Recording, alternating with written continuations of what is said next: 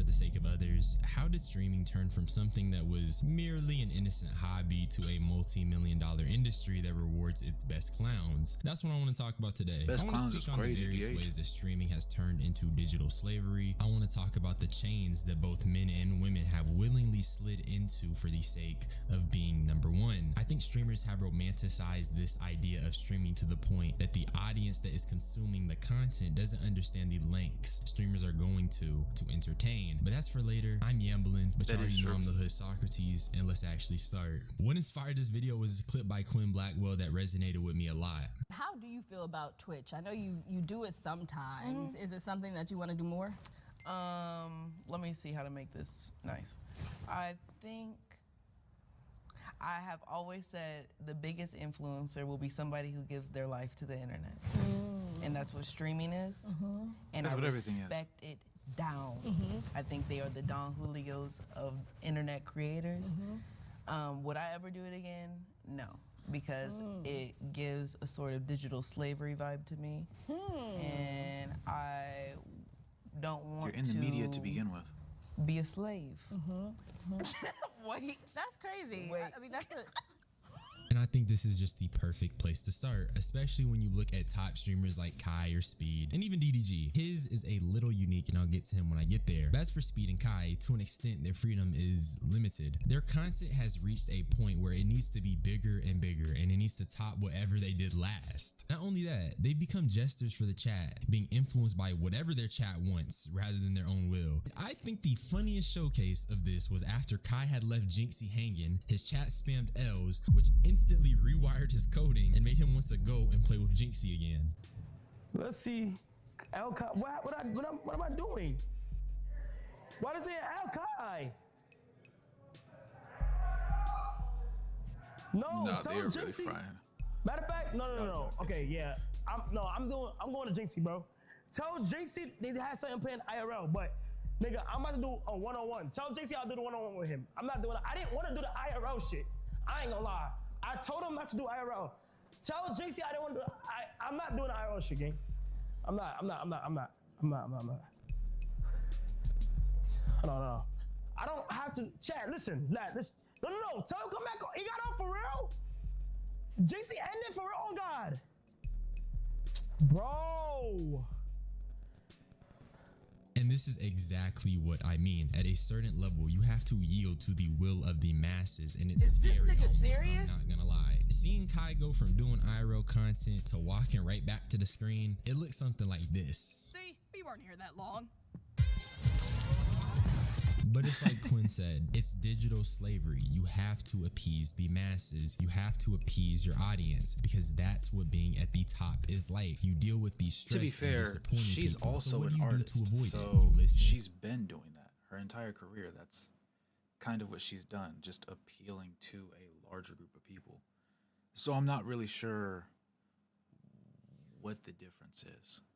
I can understand in real time what it can feel like, but if you're an artist and you say you're a rapper and you make music, if your discography doesn't sell when you drop a tape or you drop an album, you don't really get paid for real. And if you're on a label and they put a bunch of money into you and you don't end up getting all the money out when you originally planned, you're doing a lot of extra work just to get out of that deal. So I see where she's going with it. Right message, wrong messenger, I think, to a certain extent. Calling it slavery while you also work in an industry where it's very similar, it's just not as abrupt and in your face, is the same thing as sitting there and saying, you know, you like eating burgers, but you criticize the guy that talks about killing the actual cow. Well, you're both getting the same product. It's just you don't have to worry about looking as crazy and disgusting when you do it. There's more abrupt in your face, and this is what it is. So she's not wrong per se, but she can't say that and then also not attribute her side of things to also being eerily similar. And you remain obedient and you obey their commands. You have to become PR trained. And that's where the whole Coco Melon Sanat fake reactions and stylist allegations came from. When Kai reached the top, something flipped. Let's talk about that for a second. So like I said, being at the top means appealing to the masses. However, that is not exclusive to the top. Let me explain. Even as a smaller YouTuber, there is definitely a push and pull between making what I want and making what is gonna obviously go crazy. Being at the top is sort of like that, but instead of it being push and pull, they're pushing you to appeal to the broadest audience imaginable, thus leading you down a path of people pleasing. But rather than you people pleasing in a one-on-one conversation, you're now expected to please millions. We be cooking Kai a lot for being an inauthentic PR trained man who has various stylists for everything he does. Like, can I just react to the music? Like, how y'all gonna tell me what I did? How y'all gonna tell? Oh my, that's so annoying, bro. Oh, Call a spade, God.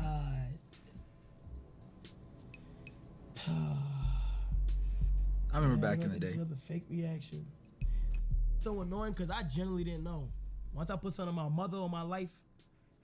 But if I'm going to be fair to him, I have to acknowledge there are definitely pressures to make content that is going to do well or to act a certain way. So I'll give him a break. But that's why being at the top is slavery, because it goes from being an underlying pressure to nigga do it. Like, but the nigga do it in the scenario is basically crazy chat full of parasocials, teenagers, and basement dwelling grown men who are willing to toss their last to donate or whatever. I want to take this time to mention Aiden Ross and his identity as a brand risk. And outside of Aiden being a horrible human, the idea of being a brand risk is the antithesis of the digital slavery we call being a top streamer. That's because you're saying fuck you to the PR, to the sponsorships, and releasing yourself from those shackles. And one of those shackles being high production content, which is kind of heavy as a topic in and of itself, and it's good and bad, but let's just fucking get into it. So with high production content, not only is it a shackle that limits what streamers do, it is also something that's a product of the recent reality showification that streaming is undergoing, which I have a separate video on that, but I'll be using points that I'm probably going to repeat in that video too. Let's start with the positives though. So with Coco Melon Sanat's recent disappearance being time for him to prep for his anticipated Mafia-thon, it was clear he was going to come back bigger. He's one of the guys who's currently pushing streaming forward in terms of high production. For example, his Batman Marathon stream was crazy, and even I tuned in and had a little giggle at Reggie having a tism outburst. Thing off the weapon wheel, nigga. What the? Nah, I was practicing. I thought I had it in me. I ain't got it in me. And Kai driving around his large ass property streaming to 160,000 people with a drone camera is insane, and that's revolutionary for streaming. And I'd be lying if I said this wasn't extremely cool. This is the new era. This is the evolution of content, and that's not an inherently bad thing. It only opens up new windows. You had niggas go from streaming Fortnite to high production content at the tip of our fingers. That's the future. And even Doodoo Garbage himself was locking in on his production. This nigga had like 3-dimensional polygonal effects and shit on screen. Granted, it was used for a Gooner show though, and if y'all want a video on DDG in the game show of Doom, please comment, because I was peeping a little drama and I had a few things I could add. But my point is that the high quality production is cool, but it's not everything. Because why was Speed tweaking over his stream lagging? And I mean, he was just getting straight out of body. What is it lagging? Well, I'm me and Tom Brady. Why is it lagging? That's authentic though. Why is nobody saying? That's authentic. Because if you're Speed and you're at the top, right, there's an expectation for what you're supposed to produce on a consistent basis. So if you can't meet the demand, it looks a little rough. Now, Speed is one of those guys where I think he's back dual streaming since he got like freed from Twitch prison, but he was at the top of YouTube streaming. Like when I thought YouTube streaming, I think Speed and a couple of like the is it OSDS? OSCS? Or one of those groups like the Pokemanes, Valkyries, those type of people back when, you know, you had your deals and people signed straight to YouTube. But like he's at the top, like the tippy top of that side of things. So he has an expectation he has to uphold, and he, to his credit, he does a lot of stuff. His may not be high production in the same way that like Kai's is, where he has like obviously, you know, the drones and all the huge setups and everything. But Speed goes places, like he tours the world.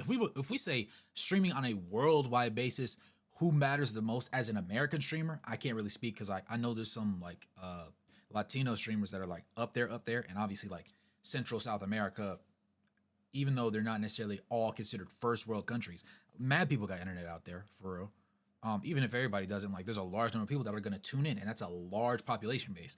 If you're United States, you have some countries in Africa, you have the US, you have Canada, you have the UK, you have a couple like intermediary places, but nowhere else really has like a major, like, how do I put it?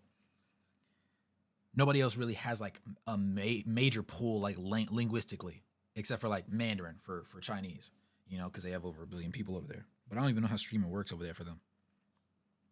But like, he goes place to place, meeting crazy people, you know, trying food, playing soccer with people, doing athletic things. His is more so on the athletic, athleisure type vibe of stuff.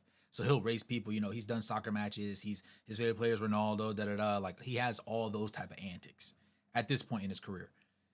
So his is high production, high spending, but it's travel spending. So I would argue that he probably spends low-key less doing what he does than Kai does, but he still needs to have that crisp stream or else people won't tune in. And it kind of invalidates to a certain extent what he's doing. And calling a spade, you don't walk into Tom Brady. You don't walk into the GOAT every day. You know what I'm saying? You don't see him once a week, once a month. Some people may never see him. So if he... now, I don't know how much he liked Tom Brady, so maybe it's a thing of he's baiting because he knows Tom Brady is socially relevant. He's like, oh man, it messed up my thing. If that's the thing, I can kind of understand. But outside of that, if he really rocks with Tom Brady, or he really enjoyed that conversation, and then he finds out, oh, he can't even use the VOD version of it and post that on YouTube because it's cooked, then yeah, I'm not gonna lie, I'd be hot too. Because production, how do we let this happen? I have a whole team and nobody fix the problem. Nobody let me know what was going on. Nobody said, yo, just to let y'all know, just make a little small talk real quick. We're having a little trouble with the connection. And then just along it, and you know, you lose out on some good parts, but you still get some good content at the end. I don't know, just rambling, I guess. I'm talking to Tom Brady for 10 minutes about his Super Bowl trophies, and ain't nobody saying shit.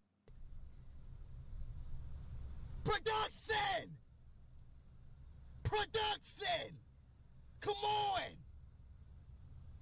His eyes being closed This is is the frying me. moment! What is going on? And before niggas say it, I'm not dismissing how he feels. And if he paid top notch, his production team better lock in. I agree. But dog, is it that serious though? Is it that serious? It Is is. this what streaming has come to? It's so optimized to the point niggas are crashing out. Let's say he didn't pay you know, a bajillion dollars. He didn't pay NBC type money for his production. Let's say even he spent 10 bands on production. I don't care how much money I make, 10 bands will always sound like a lot of money in my head. That's still 5 figures in my head.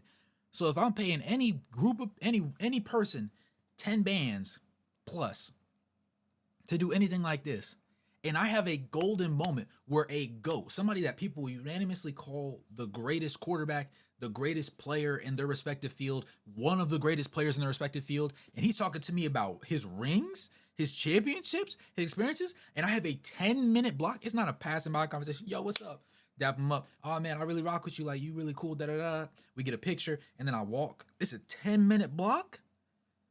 He missed out on more than 10. He might have missed out on more than the money he pays production. Now again, this is also if he pays a decent amount for production. If he's sitting there paying somebody $500 for it, well, you know, you just got to walk that off. I know you mad, but you got to walk that off. But when you start paying $5, I should not have had to count that. If you have to pay like, you know, 5-6 figures, you expect 5-6 figures worth of guarantees, locks. You need their that. production team. Yeah, when I hear niggas say teams, my ears start jumping. I thought this was singles, but I loaded in solo squads. But not just that, in Speed's case, production is not the only problem. That's the shackles part. This nigga has to have the highest everything. He's not allowed to have default stats no more. He has to min-max because that's what his audience wants, and that's what he has to give. That's what's expected out of him. He's shackled to Fair. the pressure of exceeding his previous achievements. And this hyper-optimized content is just getting to be far removed from what content creation originally was, which was just broadcasting yourself for real. But if you've noticed by now, it's nuanced, like many things. But that's still crazy, because I'm not crashing out about that, and that's facts. But do you remember when Jacksepticeye talked about Mr. Beast ruining YouTube?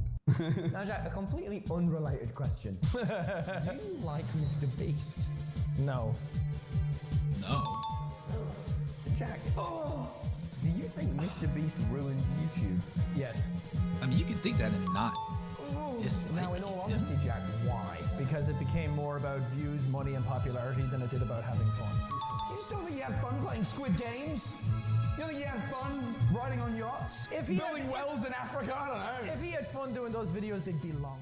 Do you see where I'm going with this? I'm saying that high production content is optimizing streaming to a similar extent to Mr. Beast's YouTube slot-optimization, which is only sending content towards this money-driven, clout-driven future. But instead of it being niggas easily hopping on trends, it's turning into corporate slop. And your favorite streamers are gonna be slaves to the material wealth and internet fame, and we'll move to the will of the machine. Fuck. Let's just talk about lust again. But what I really mean That's a 9 to is 5 too, for real. content. This one affects both men and women. Let's talk about men first, because these niggas be annoying. Here he go again. You think I'm tripping? Nah, go Okay, ahead. watch this. I'm actually with you on this, DH.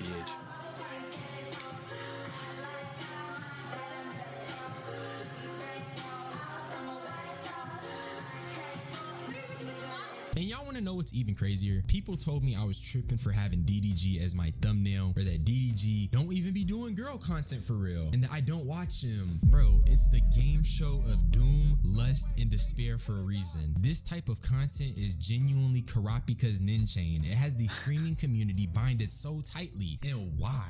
Niggas scroll their timeline and they find a shorty throwing it back, but it's on a stream? And I won't keep harping on how it's weird for kids, because that's obvious, but let's just talk about how everything is becoming. I'm not saying people can't enjoy explicit content or get. I'll say this though, when it comes to like higher levels of streaming, you as a content creator, you don't really look at each individual person that's viewing your streams. You don't look at your demographics and say, oh yeah, I should lean this way because I have this type of person watching. You look at it as numbers. When I post XYZ video, it performs very well. When I put up ABC video, it doesn't really do as well. So I need to do more XYZ. And so there's a lot of people that just lean into it. Now, is it pretty negative? Yes, but you could look at views and stuff. Similarly, we look like sugar and candy, right? The more sugary your candy is, the sweeter it is for a lot of people, the more people are going to gravitate towards it, the more people are going to buy it. Same thing with sodas and stuff. Everybody doesn't like the healthy beverages, right? Fresh squeezed lemonade, yeah, it's cool. But that sugary lemonade, that sweet lemonade, oh yeah, we need that. It's one of those things. So I don't think it's as much as I do think some of these guys, and we know who they are, you know, create a certain brand of content, a certain style of content that can be counterproductive to the success of humans in society, right? I don't want to call it degenerate content. I just say it's, you know, what was Soluminati say? It's low vibrational. You know what I'm saying? It's low vibrational. For guys that do that, I understand why they do it, as long as they do it for the views and stuff, because in their head, they're like, I just need to make sure I get paid next. And I can understand it from like a streaming and even just a regular content-based thing.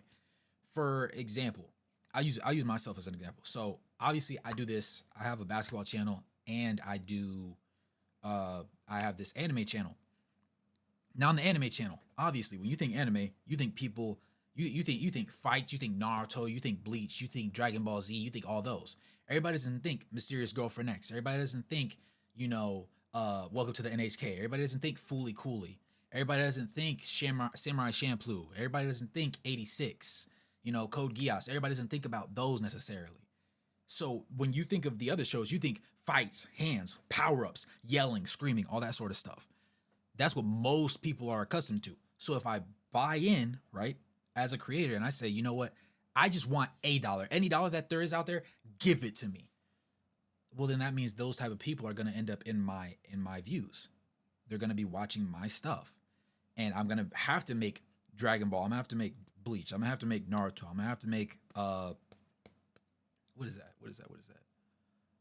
My Hero Academia. I'm gonna have to do all those shows, straight shonen, straight fights. And that's cool, but that's not who I am. If that was who I was, then perfectly fine. You know, if you're a creator where you just like seeing a bunch of yams on your stream and a bunch of yams on vids, cool, perfectly fine. That stay true to you. Me personally, I'm not gonna compromise myself. I like more story times type stuff. I like breaking down stuff. I like connecting different episodes. I like putting on my tinfoil hat for a video every now and then. But I also understand a lot of people don't like that all the time. So I battle with trying to figure out what my healthy medium is. Where can I get in, fit in, find a niche audience, find people that are alike-minded with me, and also feed the larger masses so that I can, still make money off of it. But I'm comfortable trying to fight that battle. That's a battle that I choose. A lot of guys say, no. Once I'm on, I'm on. I don't care how I get on. I don't care who puts me on. Put me in the game, coach. I'm ready to go. And I respect those people too. Because while I personally wouldn't do it, I can't say, oh, I don't understand why anybody would do that. That's foolishness. And I think anybody that says that they can't understand just isn't giving them enough credit, giving them the benefit of the doubt, and honestly, like looking into what they do. Myself personally, that's just not my bag. I respect anybody whose bag it is, right? But for me, if I'm going to sit here and create content, most of it's going to be what I want to do. I don't ever care to be the top dog. That's not my job. That's it. If you want to be top dog and you want all that, cool. I need enough, right? When you think of CEOs in America, you think of guys that make billions of dollars and refuse to raise wages because even a slight percentage point will drop their personal bank account. When a lot of us base people would say, dude, you have more than enough. It's the same thing with streaming. A lot of guys, they're making millions out of the streaming stuff on a quarterly basis. Some people clearing $1 million on a month, people clearing 100,000 on a month. There's people that will not make 100,000 in a year in their life. You know what I'm saying? There's no disrespect to those people, but you got to look at the coin from both sides. Some people, they're insatiable. They need those views.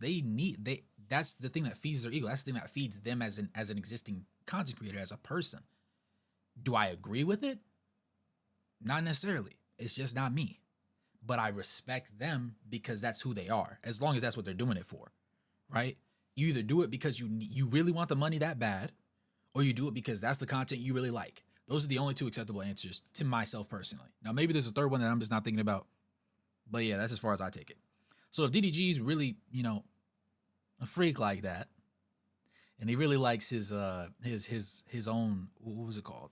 The love show that he did. I don't want to call it a Love Island knockoff, like whatever show he did, right? I didn't watch it personally. Maybe I'll see some clips or whatever. But he put a lot of money into that. He was talking about how it was like a big passion project of his. So if he did it just for the views, that's a little rough. But the views also motivate a lot of stuff that he does. He'll sit there and say, oh, the views don't matter. It's whatever I want to do. So if that's the case, and he really liked this show, he might bring it back for round 2, even if it's not super productive, super profitable in that way. But if he doesn't, well, you know what happened? It came down to the almighty dollar. Or whatever, you feel me? I'm a nigga. I mess with it, but nobody got class though. Nobody classy with it anymore. It just feels like it's an easy content trap that's obviously getting milked, and it's also content that's just being served with no substance. But get this, I think it isn't just how the content is, but it's the manner in which women are. Yeah. Shorty twerking on the table, not realizing she is being viewed as a piece of meat. And personally, I'm not trying to view content that is serving me women on a plate like their food. But I can always harp on the niggas, but women be feeding into this type of content just like the men. Maybe not as much, but they're definitely to blame as well. Even on DDG's show, India Love had to tell shorties to stop themselves. You want to see more of on the show though? Instead of all the rah, the dream big that's going on, I wanted to see ladies being more attentive towards him. Like, y'all know he loves cheeses. Where the is cheeses at? And when you got India Love telling you to chill out on the, you're doing something insanely wrong. That's But rough. before I continue, I gotta say shout out to my nigga Omar because he inspired this section specifically. He made a wonderful video about the current state of female streaming, and obviously it's in the gutters, so let me talk about it for a little bit. Back to India Love, she was right, I'm not gonna lie, but she herself is shackled to the lust. Especially in your mix. You know what my motto is? There's a bitch that turns 18 every day, okay? So you need to be on your because a bitch turns 18 every day, and I'm not gonna be the bitch that used to be the cool. No, I'm gonna always be don't the fall cool off. forever and ever and ever, and y'all gonna know me as being like the it. original cool OG. LA. That's just what it is. You see how because she wants to remain number one, she wants to be at the top, she has to absolutely embarrass herself? Because what do you mean at almost 30 years old, India Love is competing with teenagers? Do you understand what I mean? Streaming is digital slavery because not wrong. streamers are bound to certain actions and behaviors that help them remain on the top. These things will influence how they navigate and express themselves publicly. And when it comes to women, this circle of content and the objectification of themselves is coming from the pressure of that chain. Excel, so why not keep doing it? Why not take the shortcut and blow up? I made a video on a shorty named Samaya, and her issue was that people considered her the community ball, but that's because she kept being in these lustful atmospheres. But why? Because she's shackled to that content. That's what goes up, so that's what she feels compelled to do. So everyone I've discussed today, in one way or another, is probably doing something because they feel compelled or they feel controlled by the pressure This to is a perform great for clip, by the others way. or for numbers or for success. A prison built on their own expectations. But it's like Quinn said, you gotta give your life to it, and I'm good. I'm not gonna lie, the closing segment was a banger, DH.